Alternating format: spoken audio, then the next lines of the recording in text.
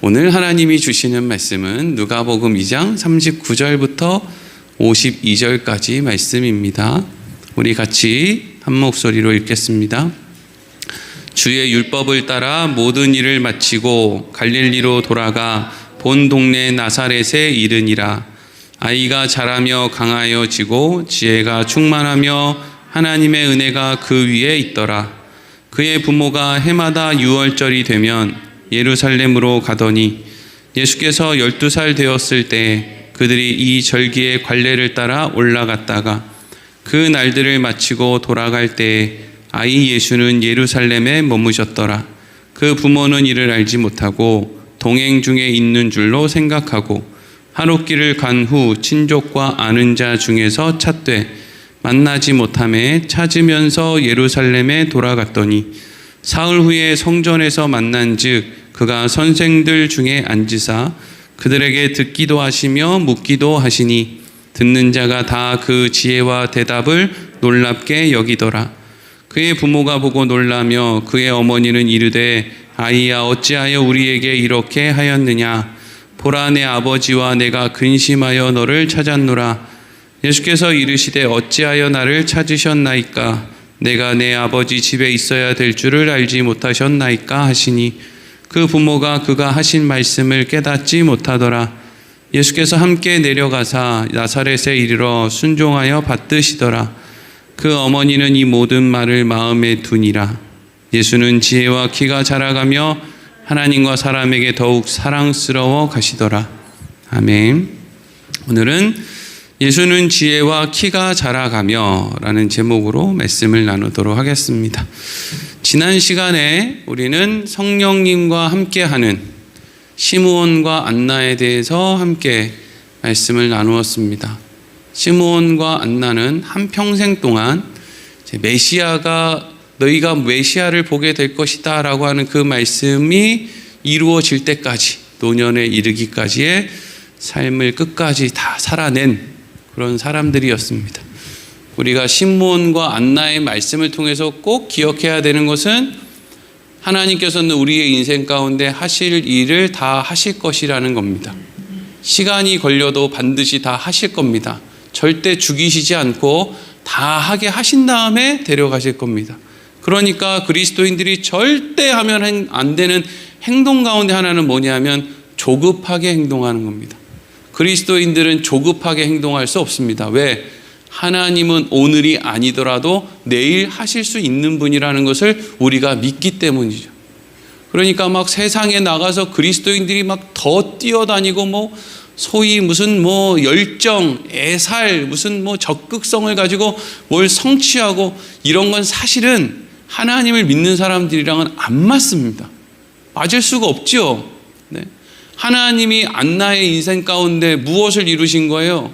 결혼하고 7년 뒤부터 신랑 죽고 한평생 동안 성전에서 살면서 선지자라는 이름까지 붙여가면서 그 여인이 평생 살면서 결국 메시아가 이 땅에 오셨다라는 걸 확인하고 사람들한테 증거한 거, 그거 말고는 그 사람의 인생에 뭐가 있습니까? 그런데 그거면 됐다는 거예요. 하나님이 그거면 족하다는 거예요. 그러니까 여러분, 우리의 인생도 별로 그렇게 너무 대단하게 대단한 걸 이루고 업적을 이루고 막 자식들이 무슨 땅끝으로 가고 전 세계 이름을 날리고, 물론 하나님이 그렇게 하시면 우리가 막을 도리는 없지만, 하나님이 하실 일도 없지만 너무 그렇게 못한다고 안달복달할 것도 없고 조급하게 행동할 일이 없습니다. 그리고 나서 이제 예수님께서 이제 성전에서 내려오셔서 마태복음 말씀을 보면 그 이후에 이제 베들레헴에 계시다가 동방박사를 만나고, 그리고 이제 동방박사를 만난 이후에 하나님의 또 말씀을 듣고 애굽으로 이제 피하난 가게 되는 그런 말씀이 마태복음에는 나와요. 그리고 이제 애굽으로 피했다가 하나님이 이제 헤롯이 죽었다.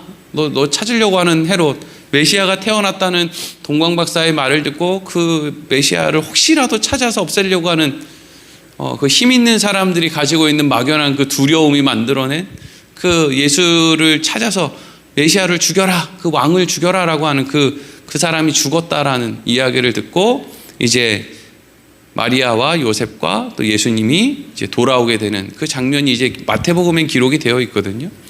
우리가 그 부분을 좀 읽어볼게요. 마태복음 2장 19절에서 23절 읽겠습니다. 시작.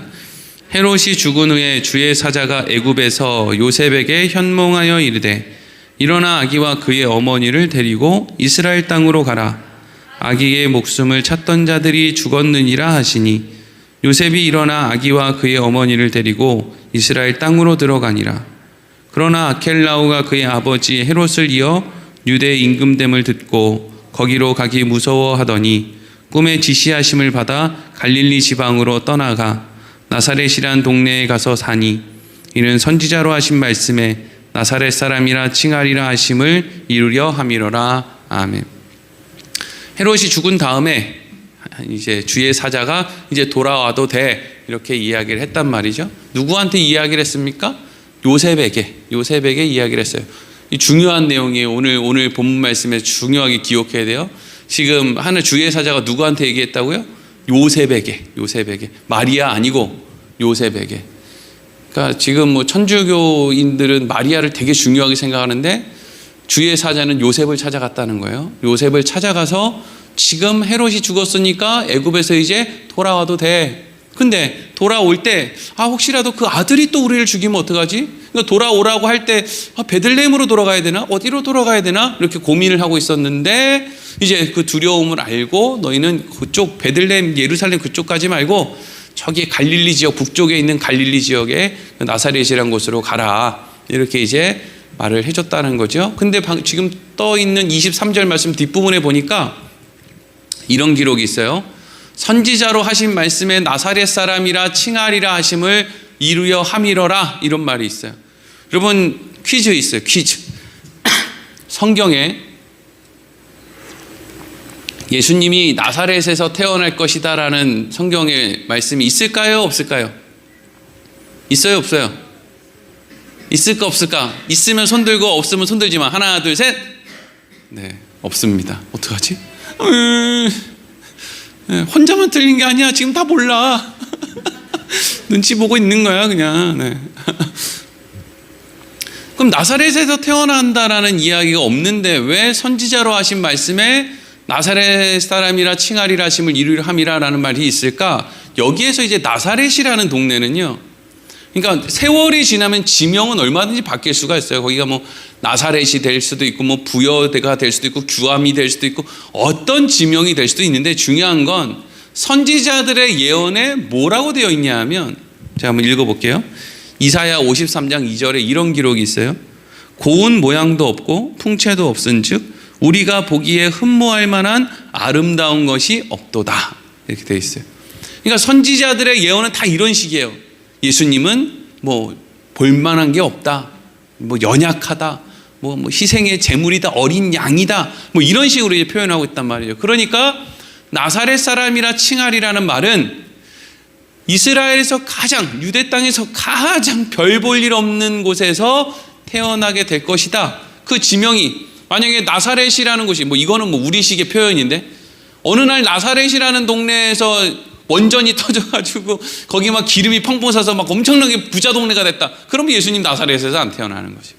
어디서 태어나겠어요? 또 다른 어떤 좀 별로 좋지 않은 하여튼. 그럼 왜 예수님은 거기서 태어나셨을까요? 하나님이 우리에게 가르쳐 주는 거예요. 가난하게 태어난다고 해서 하나님이 하실 일이 있는데 그걸 못하는 사람은 없다.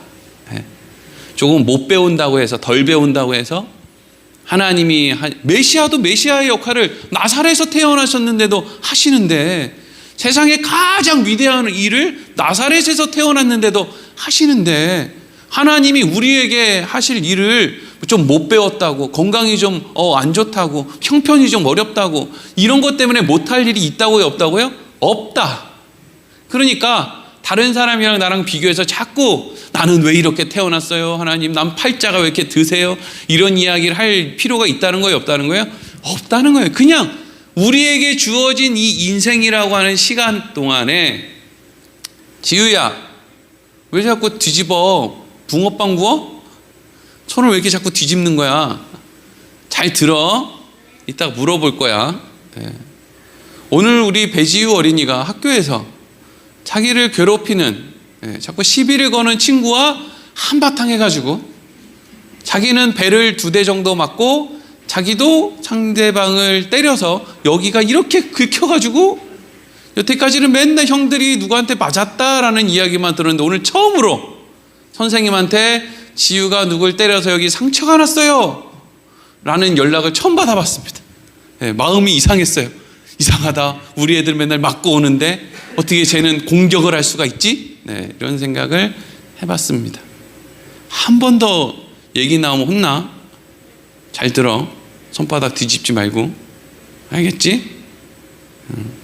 뭔 내용인지 몰라도 되는데 정신은 번쩍 차리고 있어야 돼. 눈 크게 뜨고. 알겠지?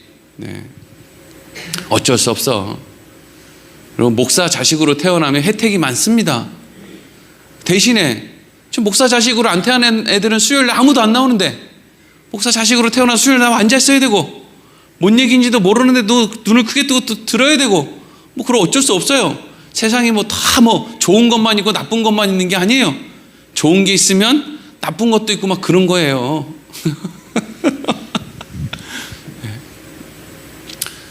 뭔 얘기하다가 이리로 왔어. 하여튼 예수님이 이제 나사렛이라는 곳에서 태어났는데 그 나사렛이라는 곳에서 태어난 것이 가장 볼품없는 곳에서 태어난 게 아니라 그곳에서 자란 것을 의미한다 하는 거예요. 그리고 나서 이제 말씀을 보면 그럼 예수님은 애굽에서 어떻게 살았을까? 그리고 어린 시절 또 나사렛에서 어떻게 살았을까? 사실 우리는 성경에 기록이 없기 때문에 모릅니다. 그런데 그걸 모르지만 우리가 알 수 있는 성경 말씀이 있어요. 그게 오늘 39절 40절 말씀이죠. 같이 한번 읽어보겠습니다. 시작. 주의 율법을 따라 모든 일을 마치고 갈릴리로 돌아가 본 동네 나사렛에 이르니라. 아기가 자라며 강하여지고 지혜가 충만하며 하나님의 은혜가 그 위에 임하더라. 아멘. 누가는 그냥 예루살렘 성전과 나사렛에서 사는 그 사이를 그냥 한 덩어리로 묶어서 그냥 건너 띄워버렸어요. 그 사이에 기록을 성경의 모든 사람이 모든 기록을 다 하는 건 아니거든요. 자기가 중요하다고 생각하는 것만 이제 중요하게 기록을 하는 거거든요. 그러니까 그 중간에 있는 걸 뺐는데 그 중간에 있는 어떤 기록들을 빼면서 그것을 다 이렇게 우리로 하여금 쉽게 이해하고 받아들일 수 있는 그런 말씀을 하나 기록했는데 그게 뭐냐면 하나님의 은혜가 그 위에 있었다는 거예요. 끝난 거죠.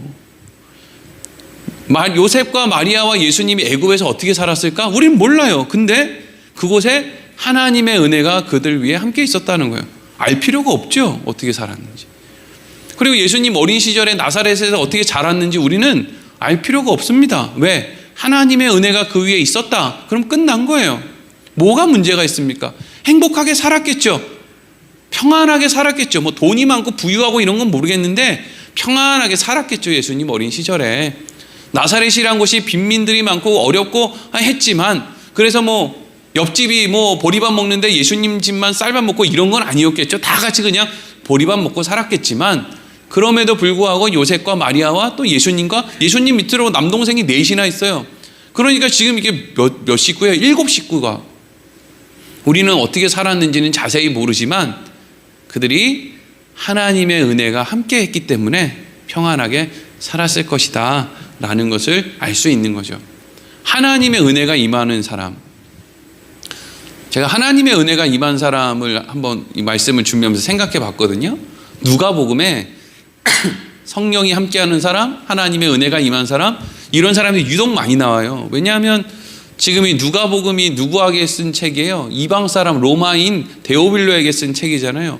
그러니까 데오빌로도 어떻게 보면 성령으로 인해서 하나님의 은혜가 함께하는 사람인 거죠.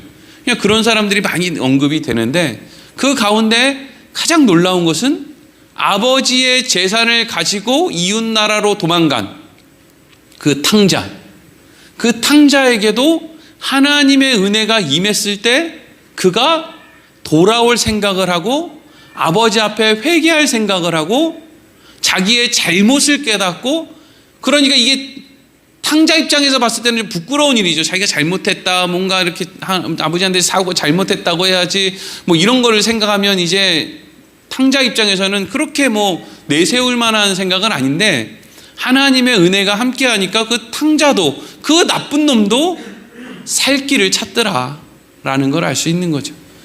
그러니까 여러분, 우리가 우리 가족이 됐든 자녀가 됐든 누가 됐든지 어디에서 무엇을 하든지 하나님의 은혜가 함께하면 살 길이 열린다는 거예요. 그 살 길이 돈 많이 번다, 성공한다 이런 살 길 말고요. 영원한 생명을 얻는 그 살 길 말이죠. 그것으로 하나님이 인도해 가신다라는 거예요. 그리고 나서 이제 우리가 한 번씩은 들어봤을 법한 예수님께서 12살의 나이가 되었을 때 일어난 일이 기록되어 있습니다. 41절부터 45절 읽겠습니다. 시작. 그의 부모가 해마다 유월절이 되면 예루살렘으로 가더니 예수께서 12살 되었을 때 그들이 이 절기의 관례를 따라 올라갔다가 그 날들을 마치고 돌아갈 때 아이 예수는 예루살렘에 머무셨더라. 그 부모는 이를 알지 못하고 동행한 중에 있는 줄로 생각하고 하루 길을 간 후 친족과 아는 자 중에서 찾되 만나지 못하매 찾으면서 예루살렘에 돌아갔더니 아멘. 41절 볼게요. 6월절이 됐어요. 6월절. 성경은 그의 부모가 해마다 애굽에서 나사렛으로 돌아온 그때부터 해마다 6월절이 되면 그곳에서 걸어서 예루살렘 성경까지 예수님을 데리고 그곳에서 매년 6월절을 지키기 위해서 예루살렘으로 갔다는 거예요. 근데 우리가 잘 생각해 보면 예수님 밑으로 동생이 몇 명 더 있다고요? 4명이 더 있어요.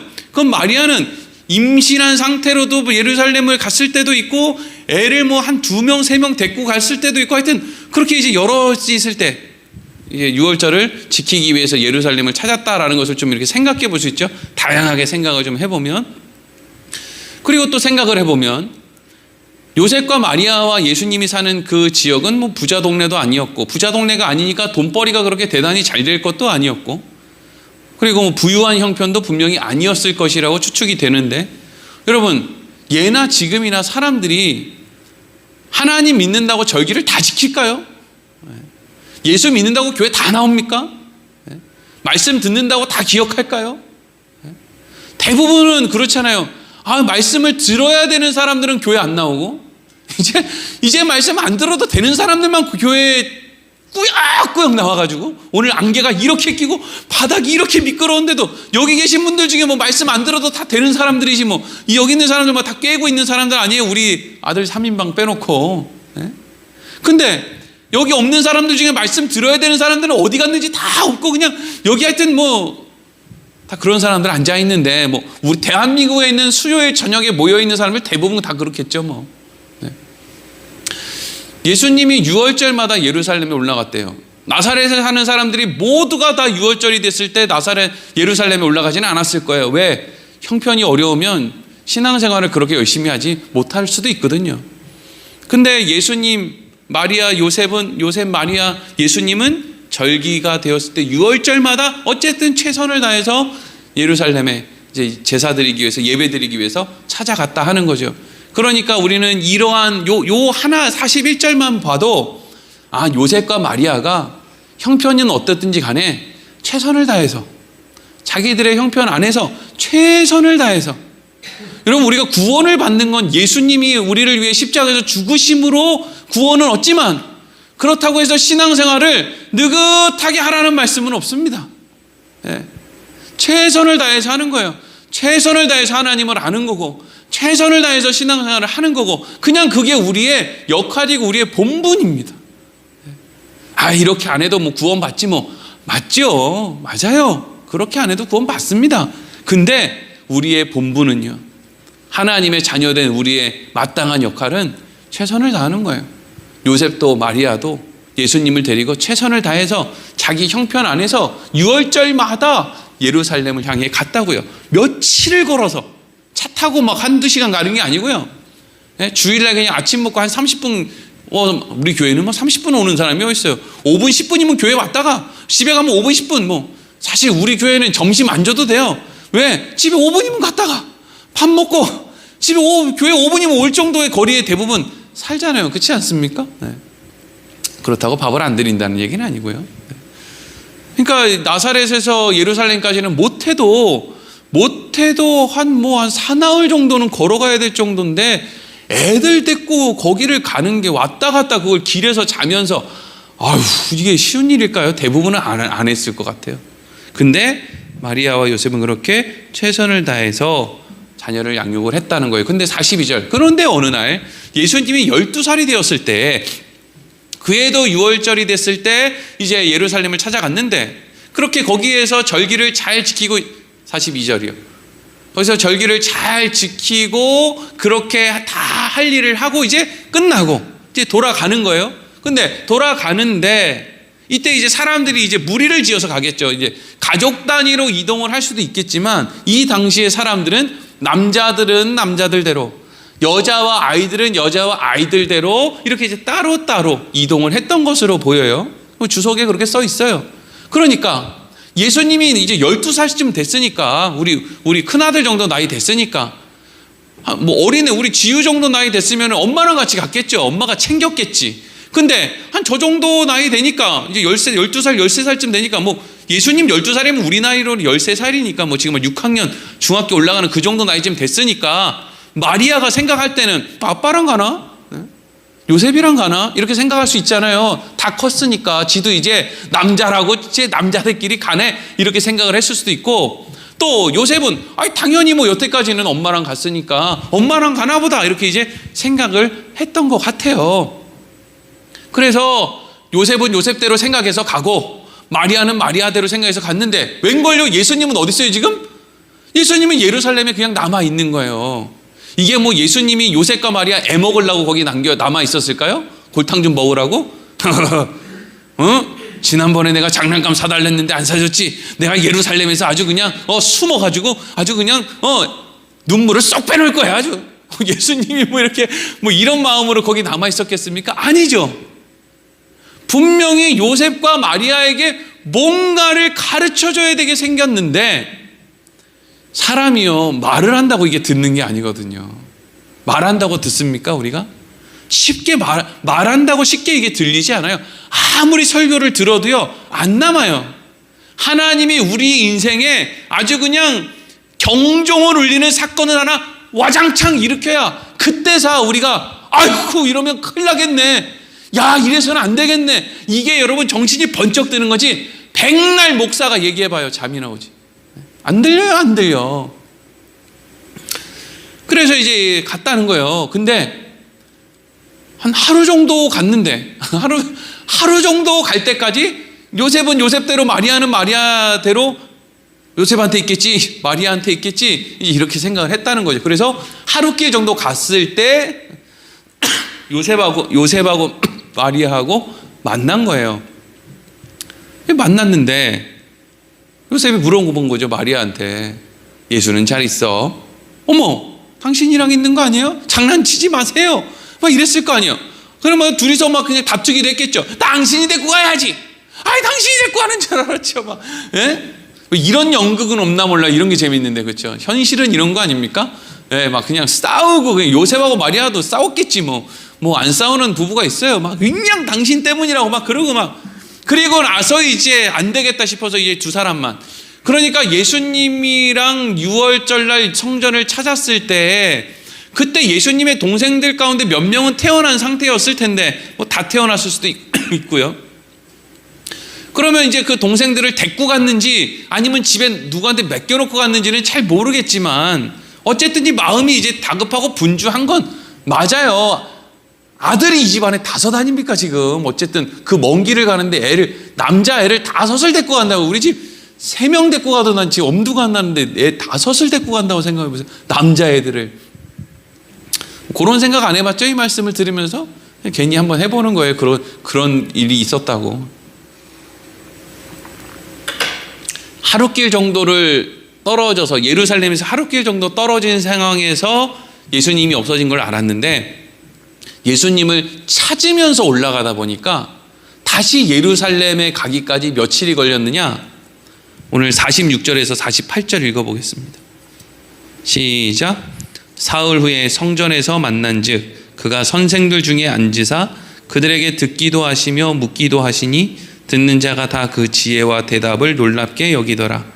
그의 부모가 보고 놀라며 그의 어머니는 이르되 아이야 어찌하여 우리에게 이렇게 하였느냐.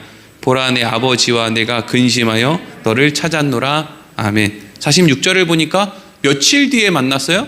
사흘 뒤에.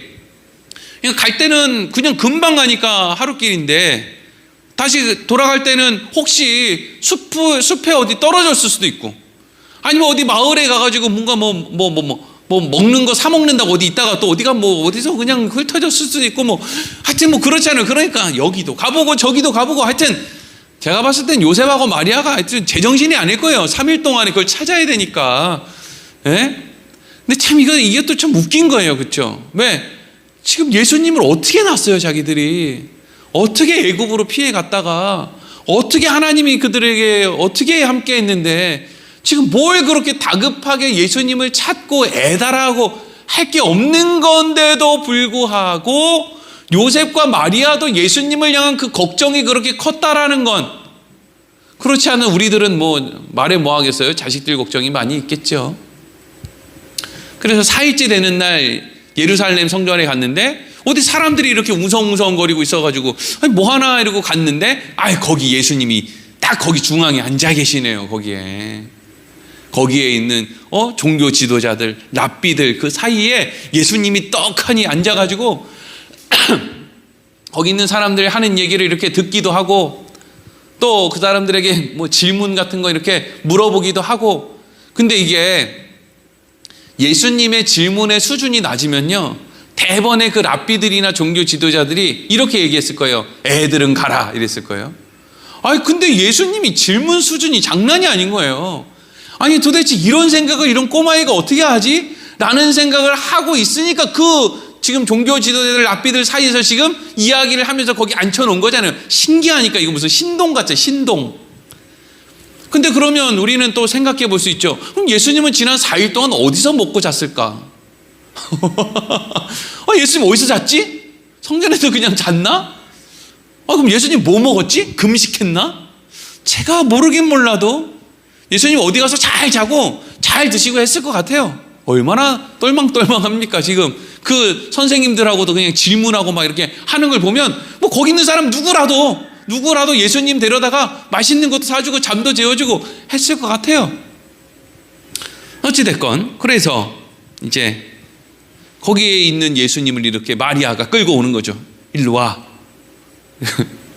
예수님이 이제 마리아를 보고 이렇게 따라간 거예요. 그러니까 마리아가 예수님한테 뭐라 그래요? 얘야, 너 어찌하여 우리한테 이렇게 했냐? 내 아버지와 내가 근심했다. 우리 또 여기서 뭘 알 수 있어요?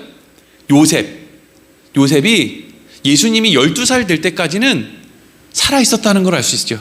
그렇죠? 우리가 같이 찾으면서 올라온 것도 보고 또 여기도 지금 나랑 네 아버지가 근심했다 하는 걸 보니까 요셉이 이제 예수님 공생이 시작할 때부터는 없거든요.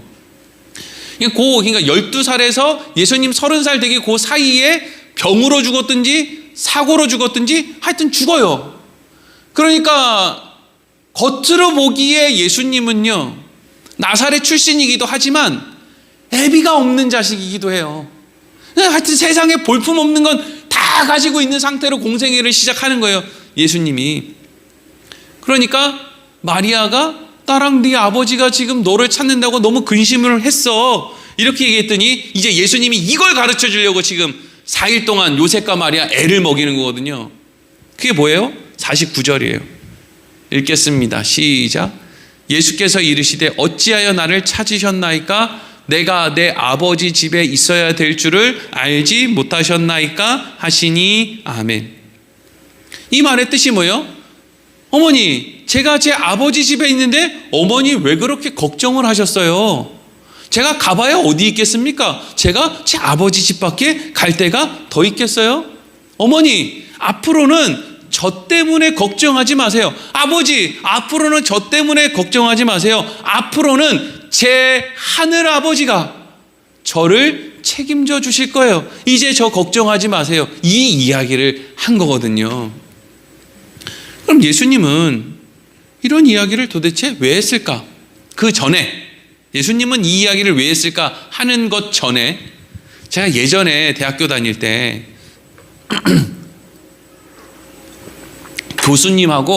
교수님들이나 아니면 또 학교 선배님들한테 이렇게 질문을 한 적이 있어요. 제가 궁금한 게 있는데요. 예수님은 도대체 예수님이 몇 살 때 자기가 하나님의 아들이고 이 땅에 메시아로 왔다라는 것을 인지했을까요? 몇 살 때부터 그걸 알았을까요? 제가 이렇게 질문을 했는데 그냥 그런 질문에 대해서 답을 우리 교수님들이나 선배님들이 항상 뭐라고 했냐면 쓸데없는 얘기하지 마. 이제 보통 교수님들이나 선배님들이 쓸데없는 얘기하지 말라는 이야기는 모르겠다는 뜻이거든요. 근데 이번 말씀을 이렇게 준비하다 보니까 알겠어. 예수님이 태어났을 때 응애응애할 때부터 나는 메시아로 이 땅에 온 하나님의 아들이지만 나이가 아직 1살밖에 안 됐으니까 응애응애 해줘야지 이러지는 않았을 거 아니에요. 그것도 이상한 거 아니에요. 난 지금 나이가 3살이라서 아장아장 걷지만 내가 사실은 다 알고 있지만 내가 한 3살쯤밖에 안 됐으니까 사람들 놀래지 말라고 아장아장 걸어줘야지 이러지는 않았을 거란 말이에요. 그게 너무 이상하잖아요. 그러면 예수님도 어린 시절에는 그냥 어린 아이로 이렇게 뛰어놀기도 하고 장난도 치고 동생들이랑 싸우기도 하고 이렇게 했을 거예요. 싸움하는 게 죄입니까? 예수님은 죄 없는 분이에요. 하지만 어린 시절 동생들이랑 다투고 하는 게 그게 무슨 죄예요? 하나님의 뜻을 벗어나는 게 죄지요. 그러면 예수님은 언제부터 자기가 메시아라는 것을 알게 됐을까? 그게 오늘 본문의 말씀이죠. 우리로 따지면 사춘기가 시작될 때 제2의 정체성을 확인하는 제2의 탄생. 네?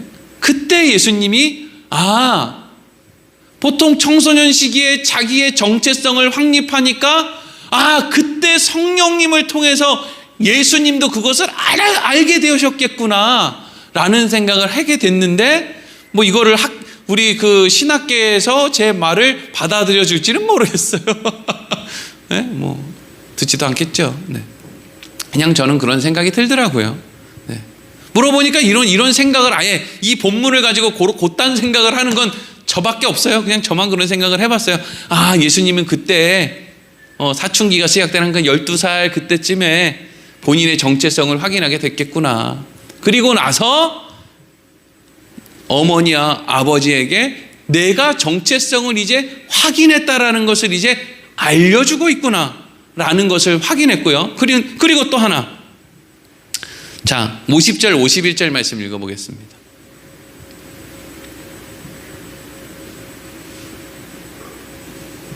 시작. 그가 하신 말씀을 깨닫지 못하더라. 예수께서 함께 내려가사 나사렛에 이르러 순종하여 받드시더라. 그 어머니는 이 모든 말을 마음에 두니라. 아멘.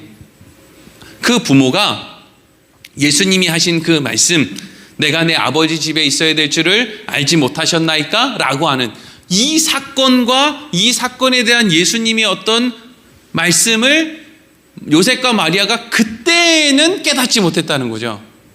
근데 이게 시간이 지난 다음에는 깨달았기 때문에 이런 식으로 표현하는 거거든요. 그가 하신 말씀을 깨닫지 못하더라. 이게 뒤에도 계속 깨닫지 못하는 상태면 이런 말이 아예 이건 기억이 안 난다는 얘기거든요.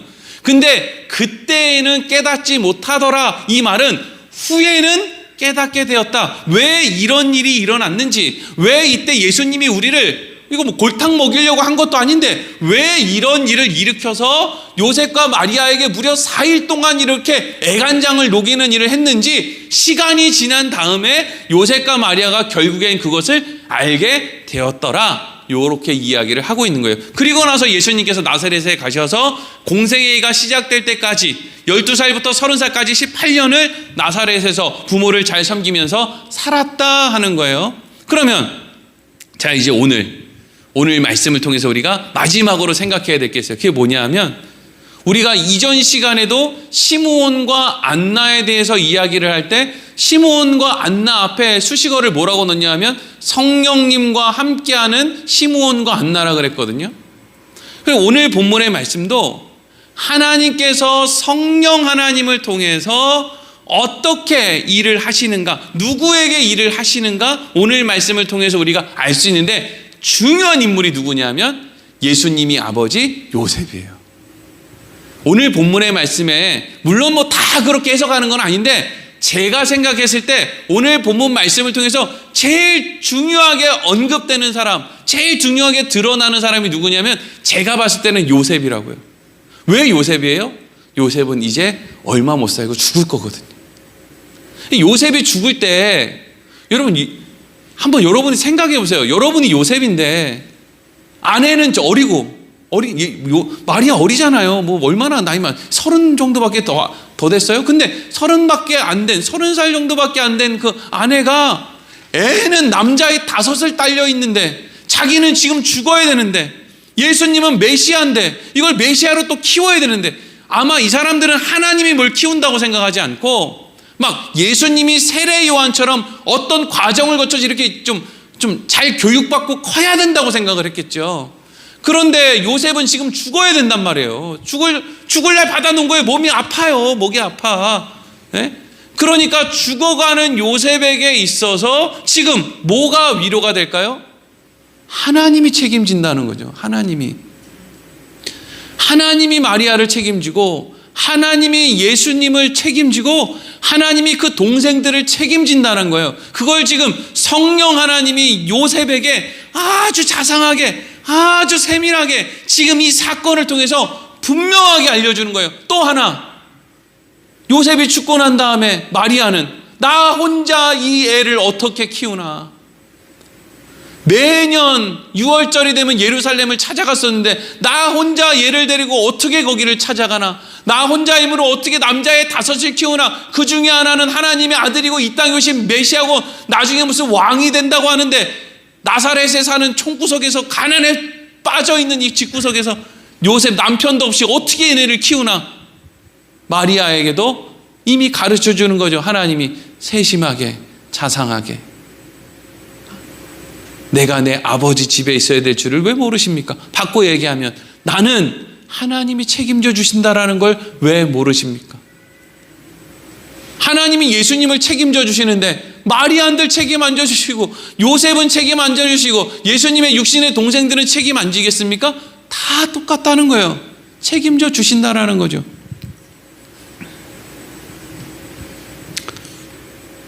어제 유도연 학생, 청년 군대 갔잖아요. 아마 첫째가 군대 가니까, 뭐 그 집에는 걔밖에 없으니까, 남자 하나 여자 하나니까 뭐 둘째 셋째가 없으니까 뭐 또 그렇겠지만, 보통 첫째가 군대 가면은 이제 엄마들이 더 이렇게 마음이 조금 이제 졸이죠. 처음 경험이니까. 이제 한 셋째 넷째쯤 되면은 막 아니 갔다 왔냐, 뭐 갔다 와라, 뭐 이렇게 되는데, 이제 뭐 첫째 되니까 뭐 이제 좀 이제 마음이 어려울 수 있겠죠. 근데 우리가 그럴 때마다 무엇을 생각해야 돼요? 그곳에 아빠도 못 가고 엄마도 못 가는 그곳에 하나님이 그곳에서 내 자녀와 함께 해준다는 게 얼마나 다행이냔 말이에요. 근데 또 이런 생각하는 사람 있어요. 그럼 내 자식은 하나님도 잘 안 믿고 교회도 잘 안 나오는데 하나님이 지켜준다고? 아니요. 돌아온 탕자도 하나님이 지켜주셨어요. 예? 교회 좀 안 나온다? 뭐 세상에서 뭐 좀 재미에 빠져서 뭐 그러고 있다? 아니요. 하나님이 책임져 줄 사람은 다 그 자리에서 책임지고 있어요. 교회에 나오고 안 나오고 유무랑 상관없이요. 물론 신앙생활 잘하고 교회도 잘 나오고 뭐 이렇게 하는 사람은 유익이 있겠죠. 근데 그렇다고 해서 집 나간 탕자를 하나님이 내버려 두느냐? 그것도 아니라는 거예요. 제가 엊그저께 누구랑 이야기를 했지? 누구랑 이야기를 하다가 우리 김동현 집사님 딸이 거기 어디 마이스터 고등학교 간다는 김태철 권사님이랑 얘기를 하다가 그 얘기를 딱 들으니까 우리 온유도 이제 올해 내년에 중학교 들어가는데, 그럼 중학교 3년 살고 나면 마이스터 고등학교, 혹시라도 우리 아들이 마이스터 고등학교를 가면 거기는 기숙사에서 산다는데, 임춘순 권사님 거기 기숙사에서 이게 사감 선생님이잖아요, 그렇죠? 거기서 살 텐데, 그럼 우리 온유랑 3년밖에 같이 못 사네. 제가 그래서 온유야, 아빠가 생각해보니까 네가 이제 3년 뒤에 어디 고등학교를, 기숙사에 있는 고등학교를 가면 너랑 아빠랑 3년밖에 같이 못 살아. 그랬더니 우리 온유가 저한테 대뜸 하는 얘기가 그러면 핸드폰을 사주시면 되겠네요. 막 이런 식. 이게 부모랑 자식이랑 생각하는 게 이렇게 다르다니까요. 지금 핸드폰 사주, 누가 지금 연락하는 거에 겁내, 연락이 안 되는 걸 겁내는 게 아니잖아. 연락 안 되는 게 뭔 문제야? 연락이야. 뭐 편지를 쓰든지 말든지 무슨. 근데 여러분 생각을 해보니까 저도 사실 뭐 고등학교 때는 집에 있었지만 뭐 저희 어머니 밤에 일하러 다니고 저희 어머니 나갈 때 저는 학교에서 오고, 저 학교 갈 때 저희 어머니를 밤에서 일하고 끝나고 낮에 오고, 그러니까 사실 저 고등학교 다닐 때 저희 어머니를 사실 본 일이 별로 없거든요. 저희 어머니가 그 책상 서랍 이렇게 열면 거기에 그날 뭐 용돈 겸 무슨 저녁 식사 겸 이래가지고 3,000원씩 이렇게 넣어줬어요. 그러니까 우리 어머니가 집에 들어왔다 나갔구나라는 게 그 서랍을 열어봤는데 3,000원이 있으면 엄마가 들어왔다 나갔는가 보다 이걸 알았으니까, 저도 뭐 사실은 중학교 때까지만 거의 어머니 얼굴 보고 자랐고, 고등학교 이후로는 뭐 어떻게 저희 어머니랑 따로따로 산 거나 진배 없죠. 근데 생각을 해보니까, 그럼 어머니랑 같이 안 살았으니까 내 인생 가운데 내가 무슨 어떤 순간에 내가 뭔가 결정을 해야 되는 순간에 뭔가 어려움이 있었느냐? 아니라는 거예요. 네. 생각을 해보면 후회가 되는 순간은 있는데 그게 잘못이었던 적은 없어요. 잘못된 선택이었던 건 없어요. 내가 그렇게 선택을 했으면 어땠을까라고 생각이 되는 건 있거든요. 근데 그걸 선택했기 때문에 내 인생이 잘못됐어, 이런 선택이 하나도 없는 거예요. 아버지가 안 계셔서 아버지한테 물어본 적도 없고, 어머니도 맨날 일하러 가셔서 어머니랑 뭐 진지하게 장래에 대해서 고민해 본 적도 없고, 학교 가서는 맨날 그냥 나댄다고 선배들한테 맨날 두드러 맞고 그냥 다녀가지고, 막 제가 또 학교 다닐 때 하고 싶은 말을 또 다 하는 바람에 맨날 또 두드러 맞고 이랬거든요. 또 우리는 또 하고 싶은 말은 또 해야 되니까.